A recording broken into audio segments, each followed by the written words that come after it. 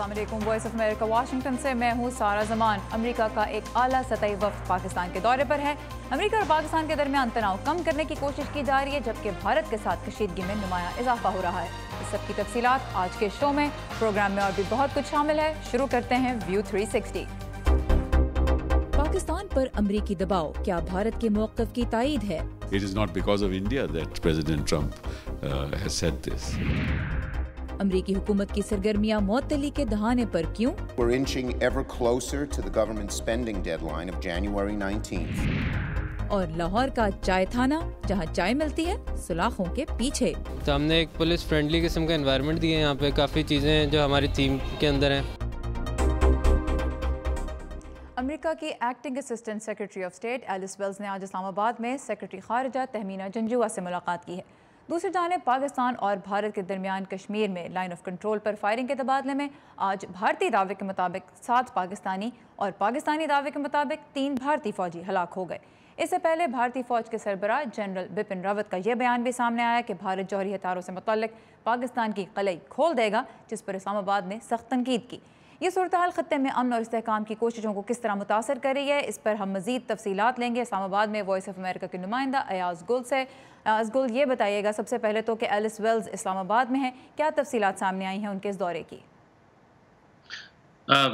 जैसे कि आपने तफसीलात, इस वक्त सूरत हाल अमरीका और पाकिस्तान के ताल्लुकात में काफ़ी कशीदा है, लेकिन ये जो दौरा एलिस वेल्स ने किया है और इसमें जो बातचीत हुई है, बज़ाहिर उससे ये लग रहा है कि दोनों मुल्क अब कशीदगी की उस सूरत हाल से एक कदम पीछे हटने की कोशिश में हैं और शायद ये दोबारा इन कोशिशों को बहाल किया जा रहा है कि जो दहशतगर्दी के ख़िलाफ़ ताउन है उसको किसी तरीके से जारी रखा जाए। तो इस हवाले से ये खासा अहमियत का हामिल है उनका दौरा। और जैसे कि आपको मालूम है कि सेंटकॉम के चीफ ने भी 2 रोज़ 3 रोज़ कबल पाकिस्तान आर्मी चीफ से टेलीफोन पर मुलाकात करके इसी बात पर जोर दिया है कि दोनों मुल्कों को ताउन आगे बढ़ाने की ज़रूरत है। अच्छा, दूसरी जानिब जो मशरक़ी सरहद है पाकिस्तान की, उसके ऊपर आज फिर हमने देखा कि बड़ी शदीद किस्म की तनाव की कैफियत जारी है। क्या वाक़यात रोनुमा हुए हैं और क्या तफसीलात सामने अब तक आई, क्योंकि दोनों साइड जो हैं वो दावे कर रही हैं कि कितने फ़ौजी हलाक हुए? जी, वो तो जैसे आपको पता है कि कश्मीर में लाइन ऑफ कंट्रोल में पिछले 1-1.5 साल से कशीदगी की सूरत हाल है और वक्फे से दोनों तरफ से ये दावे किए जा रहे हैं कि सीज़ फायर वायलेशन हो रही हैं और इसमें दर्जनों अफराद दोनों तरफ हलाक भी हो चुके हैं। लेकिन ये जो हालिया वाक़या हुआ है, ये इस लिहाज से अहमियत का हामिल है कि 2 रोज़ कबल ही भारत के जो फ़ौज के सरबराह हैं, उन्होंने एक ऐसा बयान दिया कि जिससे ये ख़दशा पैदा हुआ है अब कि पाकिस्तान और भारत के दरमियान ये जो कशीदगी है किसी ऐसी सूरत हाल में अब जा सकती है जहाँ पे दोनों मुल्कों के दरमियान न्यूक्लियर यानी एटमी हथियारों के तबादले की जंग का ख़तरा पैदा हो गया है। तो इस लिहाज से ये जो वाक़या हुआ है, अगरचे भारत कह रहा है कि पाकिस्तान के 7 फ़ौजी हलाक हुए हैं, लेकिन यहाँ पे जो फ़ौजी तर्जुमान हैं उन्होंने 4 फ़ौजियों की हलाकत की तस्दीक की है और उनके ख़्याल में अगर हलाकतों की तादाद ज़्यादा होती तो अगर 4 का एतराफ़ किया जा रहा है तो ज़ाहिर है वो ज़्यादा तादाद में अगर हलाकतें होती तो उसका भी बाज़ाब्ता तौर पर एतराफ़ किया जाता। लेकिन बिलाशुबा इस वक्त सूरत हाल खासी कशीदा है खित्ते में और एलिस वेल्स के साथ जो मुज़ाकरात हुए हैं पाकिस्तान की फ़ॉरेन सेक्रेटरी तहमीना जंजुआ के, उसमें पाकिस्तान की जानिब से ये लाइन ऑफ कंट्रोल के इस वाक़े को ख़ास तौर पर उठाया गया है और भारतीय फ़ौज के जो सरबराह हैं उनके बयान को भी पाकिस्तान ने एक तशवीशनाक बयान करार देते हुए अमरीका से इस हवाले से ये बज़ाहिर नुक्ता उठाया है कि ऐसे गैर ज़िम्मेदाराना बयानात जो हैं वो खित्ते में अदम इस्तेहकाम का बायस बन सकते हैं। अब देखना यह है कि एलिस वेल्स और उनके वफ्द की जानिब से जो आला सतह वफ्द था उसमें एम्बेसडर डेविड हेल भी आज शामिल थे, उनकी तरफ से क्या सामने आता है। अच्छा, दूसरी जानिब जो इन दौरों का फोकस है बड़ी हद तक अफ़गानिस्तान है और अफ़गानिस्तान के बारे में इस वक्त ये खबर आई कि वहाँ पे तालिबान के साथ अमन मुज़ाकरात की एक कोशिश की गई है जो तुर्की ने करवाई है, लेकिन फिर बाद में बड़ी कन्फ्लिक्टिंग स्टेटमेंट्स भी सामने आई हैं तालिबान की जानिब से भी और अफ़गान हुकूमत की जानिब से भी। क्या तफसीलात हैं उसकी? जी, इस वक्त उन मुज़ाकरात की जो इस्तांबुल में हुए हैं कल ही खुल चुकी है, क्योंकि तालिबान ने तो फौरी तौर पर इसकी तरदीद कर दी थी। अब अफगान हुकूमत ने भी इन जो तालिबान का इल्ज़ाम है कि ये अफगान जो इंटेलिजेंस एजेंसी है NDS, ये उसका किया धरा है और उन्होंने कुछ ان کے بقول بہروپیہ جو طالبان ہیں، جیسے ماضی میں بھی اس طرح ہو چکا ہے، ان کو لا کے مذاکرات کی ٹیبل پہ بٹھا کے یہ تاثر دینے کی کوشش کی ہے، کیونکہ افغان حکومت اس وقت خاصی دباؤ کا شکار ہے اور اقوام متحدہ کی سلامتی کونسل کا ایک وفد بھی کابل میں موجود ہے، تو یہ تاثر دینے کی کوشش کی جا رہی ہے کہ پریزیڈنٹ غنی کی حکومت جو ہے وہ ہر ممکن کوشش کر رہی ہے کہ کسی طریقے سے طالبان کے ساتھ امن مذاکرات کو شروع کیا جا سکے، لیکن اب اس لمحے اگر صورتحال کو دیکھا جائے تو یہ ایک فیک مذاکراتی عمل تھا جس سے اب دونوں طرف سے انکار کیا جا چکا ہے، کیونکہ ہم یہ بھی دیکھ چکے ہیں کہ ماضی میں افغان طالبان کا موقف یہی رہا ہے کہ ہم تب تک مذاکرات کی میز پہ نہیں جائیں گے جب تک یہاں سے امریکہ اور دیگر ممالک کی جو افواج افغانستان کی سرزمین پہ موجود ہیں ان کا انخلا نہیں ہو جاتا. تو یہ اپنے طور پہ ایک بہت بڑی ڈیولپمنٹ لگ رہی تھی کہ اچانک سے ساتھ میں مذاکرات کا دور بھی شروع ہو گیا ہے. جی بلا شبہ، کیونکہ طالبان اپنے اس موقف سے پیچھے نہیں ہٹے ہیں، اور دوسری بات یہ ہے کہ طالبان نے جو موجودہ کابل کی حکومت ہے اس کو کبھی بھی تسلیم نہیں کیا ہے، تو ان کا اس طرح مذاکرات میں شامل ہونا ان تمام جو شرائط ہیں ان کی نفی ہوتی ہے. لیکن ایک بات جو میں ذکر کرنا چاہ رہا تھا وہ یہ ہے کہ آئندہ ماہ افغانستان کے دارالحکومت کابل میں ایک بین الاقوامی کانفرنس ہو رہی ہے، اور افغان حکومت پر یہ دباؤ ہے کہ وہ اس کانفرنس کے اندر پیس امن مذاکراتی جو عمل ہے اس حوالے سے ایک باضابطہ اپنی کوئی تجویز پیش کرے تاکہ خطے کے ملکوں کو مل کے اس معاملے کو آگے بڑھایا جا سکے. تو شاید یہ اسی سلسلے کی ایک کڑی تھی، لیکن اب چونکہ اس کی کلی کھل چکی ہے تو لہٰذا اب دیکھنا یہ ہے کہ کیا واقعی افغان حکومت طالبان کے ساتھ کوئی مذاکراتی عمل شروع کرنے میں کامیاب ہو سکے گی. بالکل کامیاب ہوتی ہے. جنہیں ازگل اسلام آباد سے ہمارے ساتھ تھے، بہت شکریہ. اور اقوام متحدہ کی سیکیورٹی کونسل کے ایک وفد نے افغانستان کا تین روزہ دورہ مکمل کیا ہے. افغان قیادت کا کہنا ہے کہ وفد کو خطے میں دہشت گردوں کے محفوظ ٹھکانوں کے بارے میں معلومات دی گئیں اور اراکین کو دہشت گردی کے خلاف پاکستان پر دباؤ جاری رکھنے کے لیے بھی کہا گیا. پاکستان پر دہشت گردوں کی پشت پناہی کا الزام امریکہ اور افغانستان کے ساتھ ساتھ بھارت بھی عائد کرتا ہے. پاکستان ان الزامات کی تردید تو کرتا آیا ہے، لیکن واشنگٹن کی جانب سے اب اسلام آباد کے خلاف سخت اقدامات کو نئی دلی میں کیسے دیکھا جا رہا ہے، آئیے جانتے ہیں کچھ بھارتی سیاستدانوں اور مبصرین سے. It is not because of India that President Trump has said this. ایسا صدر ٹرمپ نے بھارت کی وجہ سے نہیں کہا، بلکہ اس کی وجہ افغانستان اور دنیا کے اس حصے میں امریکہ کے خود اپنے مفادات اور دہشت گردی کے بارے میں صدر ٹرمپ کا رویہ ہے، جو پچھلی انتظامیہ کے برعکس کہیں زیادہ واضح ہے. میرا نہیں خیال کہ اس میں ہمارا کوئی کمال ہے. جہاں تک ہمارا تعلق ہے، ہماری پاکستان پالیسی کہیں نہیں جا رہی. Donald Trump's act against Pakistan, Donald Trump کے پاکستان کے خلاف اقدامات پر جب بھی عمل ہوگا یہ یقیناً پاکستان کو چین کی طرف مزید دھکیلنے کا باعث بنیں گے. اس میں تو کوئی شبے کی بات نہیں. آپ پاکستان چائنا کوریڈور دیکھ ہی رہے ہیں جس پر وہ اگلے 50 سالوں میں $50 ارب سے زائد خرچ کریں گے. اس سے پاکستانی معیشت کو نئی زندگی ملے گی. امریکی صدارت اور خارجہ پالیسی کا مرکز افغانستان ہے، بھارت نہیں. امریکہ کے افغانستان میں گہرے مفادات ہیں.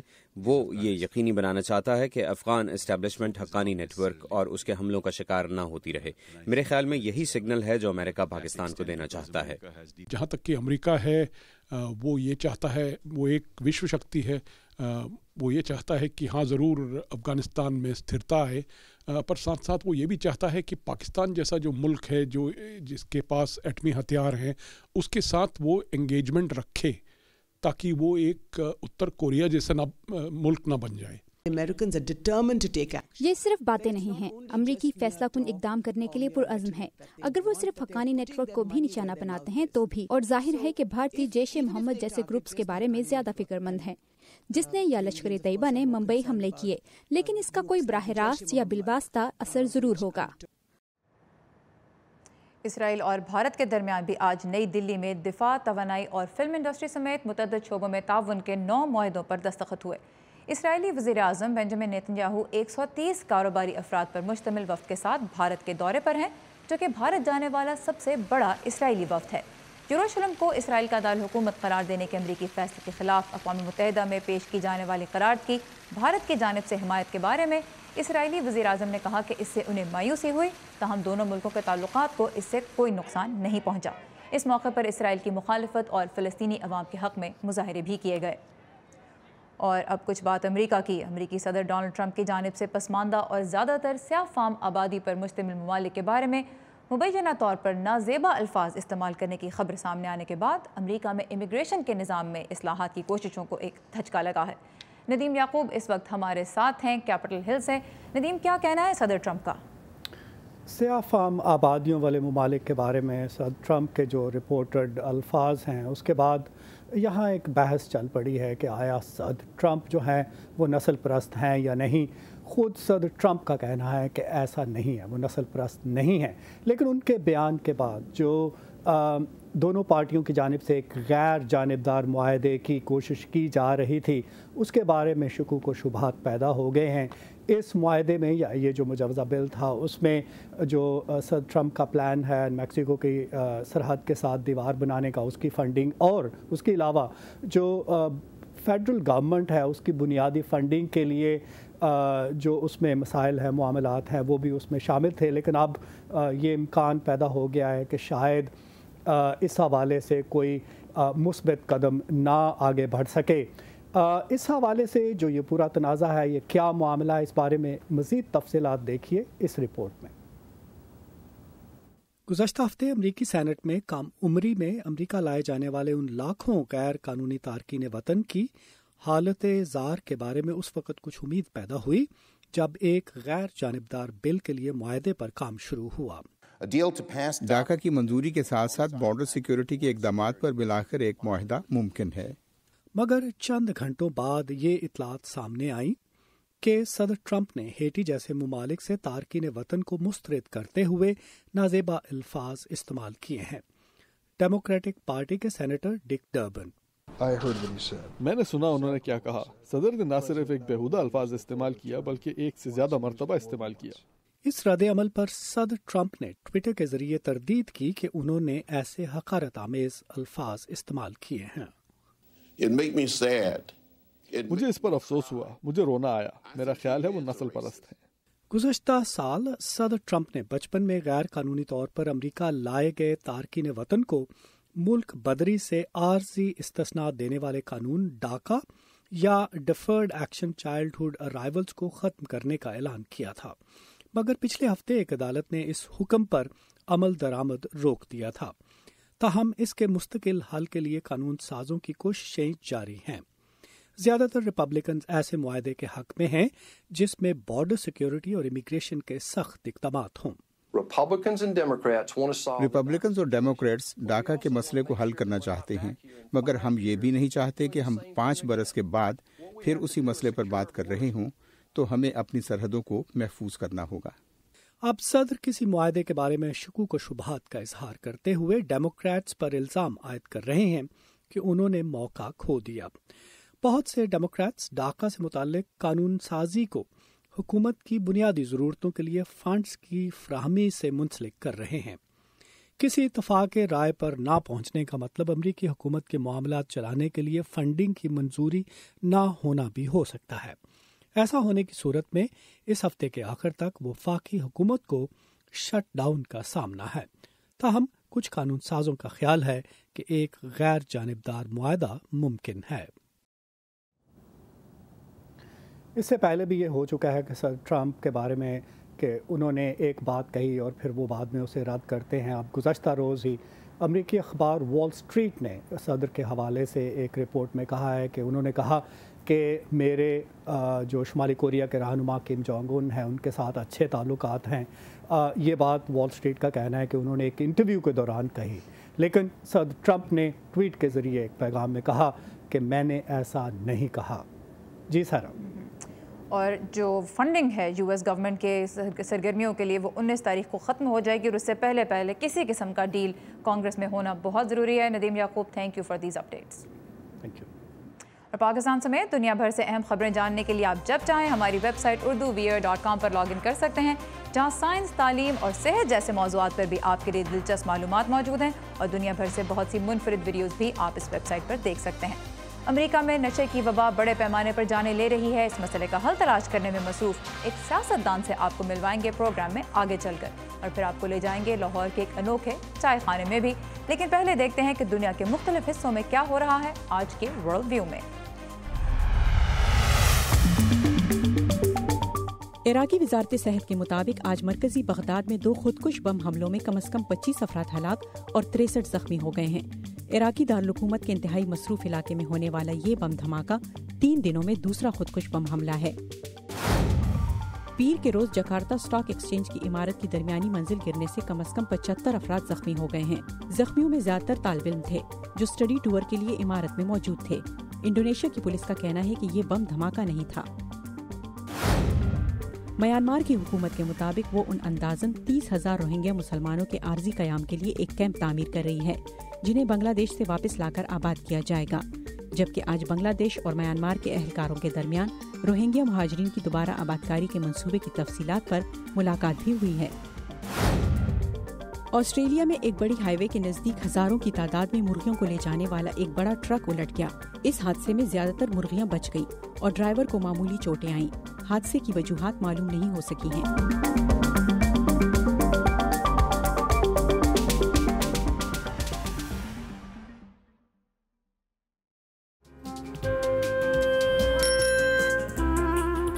ابا جیسے کروڑوں لوگ جہاں ہر روز ایمانداری سے کام پر لگے ہوں، چاہے وہ دفتر میں ہوں یا کھیتوں میں،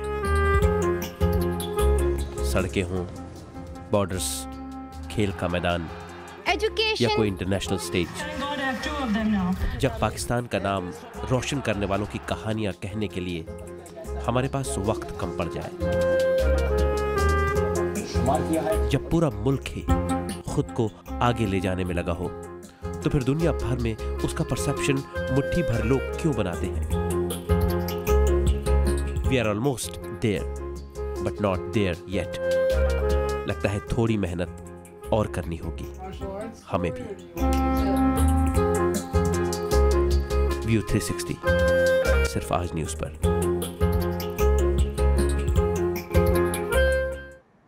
امریکہ میں 50 سال سے کم عمر افراد کی موت کی سب سے بڑی وجہ افیون ملی پین کلرز اور منشیات کا استعمال بن چکا ہے۔ سال 2016 کے دوران اس کے باعث جہاں 64,000 افراد ہلاک ہو گئے۔ آئیے ملتے ہیں ریاست ورجینیا کے ایک رکن اسمبلی سے جو اس مسئلے کا حل تلاش کرنا چاہتے ہیں، ووٹوں کی نہیں بلکہ اپنے خاندان کی خاطر۔ ورجینیا کے ریاستی نمائندے جان بیل اپنے علاقے میں خواتین کے حقوق اور صحت کی سستی سہولیات کی فراہمی کے لیے سخت محنت کرتے رہے ہیں، لیکن کچھ عرصے سے اوپیائڈ کے نشے کی روک تھام ان کی توجہ کا مرکز بن چکی ہے۔ یہ تب سے ہوا جب انہیں پتا چلا کہ ان کا اپنا بیٹا اس نشے کی عادت میں مبتلا ہو چکا ہے۔ 7 سال پہلے اس کا کار ایکسیڈنٹ ہوا اور اس کی گردن پر چوٹ لگی۔ جب وہ ایمرجنسی روم سے باہر آیا تو اسے ڈاکٹر نے 90 دنوں کے لیے مسکن ادویات تجویز کر رکھی تھی۔ اس نسخے سے وہ 5 مرتبہ یہ ادویات مزید حاصل کر سکتا تھا۔ مجھے یاد ہے جب میں اس رات گھر آیا اور میں نے یہ دوائی لی تو مجھے ایسا احساس ہوا جیسے پہلی بار محبت ہونے پر ہوتا ہے۔ پہلے 90 روز کی دوا ختم ہونے تک وہ اس کے نشے کا عادی ہو چکا تھا۔ جوش کی مسکن ادویات کے نشے کی عادت نے اسے جلد ہی ہیروئن کا عادی بنا دیا۔ جب اس کی عادت قابو سے باہر ہو گئی تو اس نے درد کو کنٹرول کرنے والے کلینک سے مدد حاصل کی، لیکن اس کا کوئی فائدہ نہیں ہوا۔ چونکہ جوش مغربی ریاست ٹیکساس میں رہتا تھا، اس کا خاندان نہیں جانتا تھا کہ جوش کس مرحلے سے گزر رہا ہے۔ جیسے ہی میرے والد کو پتا چلا تو وہ فوراً جہاز پر سوار ہوئے اور ٹیکساس پہنچ گئے اور وہاں سے ہی میری بحالی کا عمل شروع ہوا۔ جب میں اس کے پاس آیا تو اس نے مجھے بتایا کہ اس کی زندگی میں کیا چل رہا ہے۔ پہلی بات جو میں نے اسے کہی کہ میں اس سے پیار کرتا ہوں اور اس کے ساتھ کھڑا ہوں۔ نشے سے بحالی کے لیے خاندان کا ساتھ بہت اہمیت رکھتا ہے۔ منشیات یا کسی بھی قسم کا نشہ عام طور پر خاندانی بیماری کہلاتا ہے۔ میرے خیال میں یہ بالکل ٹھیک اصطلاح ہے کیونکہ اس تکلیف کو صرف نشہ کرنے والا شخص ہی نہیں بلکہ پورا خاندان سہتا ہے۔ ریاستی اسمبلی کا رکن ہونے کی حیثیت سے وہ اپنے تجربے اور عہدے کو تبدیلی لانے کے لیے استعمال کر رہے ہیں۔ لہٰذا ہم نے ایمرجنسی رومز میں آنے والے مریضوں کو تجویز کی جانے والی مسکن ادویات کی تعداد کی حد مقرر کر دی۔ جان بیل حال ہی میں علاقے کے نمائندے کے طور پر دوبارہ منتخب ہوئے ہیں، جہاں وہ مسکن ادویات کے نشے کی روک تھام پر کام جاری رکھنے کا ارادہ رکھتے ہیں۔ मैं कोई गैर मामूली इंसान नहीं, मैं सिर्फ वो शख्स हूँ जिसका बेटा नशे का आदी है और यहाँ मेरे जैसे बहुत से लोग हैं। हम इस कहानी को जितना फैलाएंगे उतना ही इसका शऊर बढ़ेगा। जोश 9 माह से नशे से पाक है और अपने तजर्बे से लोगों की मदद करने के लिए पुरअज़्म है। हम चाहते हैं कि जैसे ही किसी शख्स की बहाली मुकम्मल हो, वहीं से दूसरे शख्स की बहाली का अमल शुरू किया जाए, क्योंकि हम जानते हैं कि ये कितना भयानक वक्त था और उस झूठ से बाहर निकलकर जीना कितना हसीन है। जूली टाबो के साथ वर्दा खलील, उर्दू VOA।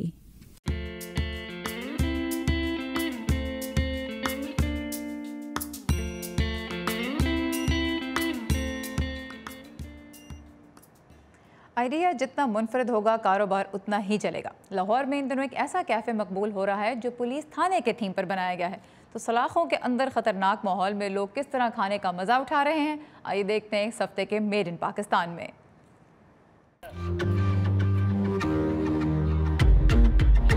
थाना थीम बेस्ड हमने रेस्टोरेंट खोले लाहौर में, और इसकी स्पेशलिटी चाय है। हमने अंदर से जो सारा इंटीरियर है वो थाना बेस्ड रखा है। हमारी रिपोर्ट जो मेन्यू वैसे पर्चे के तौर पे जाते हैं। चिकन पराठा है, पिज़्ज़ा पराठा है, न्यूटेला पराठा। खाने के बाद जो हमारा बिल जाता है वो FIR की सूरत में जाता है, फूड इन्वेस्टिगेशन रिपोर्ट। हमारे जो वेटर्स हैं और जो सारे अंदर शेफ़ वगैरह हैं, उनके कॉस्ट्यूम्स हैं वो कैदियों वाले हैं। लोगों का पुलिस से काफ़ी ज़्यादा ना डिस्टेंस होता है, बड़ा नेगेटिव किस्म का इम्प्रेशन है पुलिस का हमारी आवाम पे, लेकिन ऐसा असल में नहीं है। तो हमने एक पुलिस फ्रेंडली किस्म का एनवायरनमेंट दिया है यहाँ पे। काफ़ी चीज़ें जो हमारी थीम के अंदर हैं वो असल थाने से रिलेट करती हैं। हमने इंटीरियर हमारे बॉबर शामिल है, इस तरह खारदा तारे से कहते हैं, जो आउटर एरिया में लगी होती हैं। साथ हमने पुलिस की लाइट्स जो हैं, जो रेड लाइट जिसको ख़तरे का निशान अलामत होती है, वो हमने अंदर लगाई है। यहाँ पे एक वॉल है हमारी फीचर्ड वॉल, उस पर हमने जो है वर्ल्ड्स मोस्ट वांटेड जो क्रिमिनल्स हैं उनकी पिक्चर्स भी लगाई है, सो डैट कि एक इमेज हो कि वांटेड की भी एक वो कॉन्सेप्ट होता है कि वांटेड लिस्ट होती है हर पुलिस स्टेशन में, हर थाने में। एटमॉस्फेयर जो सा है वो जस्ट लाइक जैसे जेल में हम बैठे हुए हैं और बाय लॉकड अप भी है। जब भी जिनके कोई चीज़ वगैरह हमने ऑर्डर करनी होती है तो जब वेटर जाता है तो वो बाहर से लॉकड अप कर देता है एंड फील लाइक कि हम यहाँ पे कैद हो चुके हुए हैं। थाने वगैरह वहाँ पे ज़रा तवाज़ो किसी और तरीके से की जाती है, यहाँ पे ज़रा खाना पीना है और साथ में चाय भी है और गेट टू गैदरिंग भी होती है। हम जो दोस्त है वो डेली कहीं ना कहीं घूमने जाते हैं और हमारे लिए ये चीज़ काफ़ी डिफरेंट है और ये पब्लिक को अट्रैक्ट भी करती हैं और एंटरटेन भी करती हैं। हम लोग रोज़ शाम को पढ़ाई के स्ट्रेस की वजह से शाम को जाते थे, बाहर बैठ के चाय कॉफ़ी वगैरह पीते थे। तो फिर हमें एक दिन आइडिया आया कि क्यों ना हम अपना कुछ स्टार्ट करें। हम 3 लोग हैं, बेसिकली हम तीनों इंजीनियर्स हैं। मॉर्निंग टाइम पे हम तीनों अपनी फील्ड रिलेटेड जॉब्स कर रहे हैं और इवनिंग में हमें एक शौक था, एक मॉडर्नाइज ढाबा कह लें, कैफ़े। ये वो है ना, ये ज़्यादा लोकल थाने से मैच होता है ना ये ज़्यादा वेस्टर्न थाने से मैच होता है।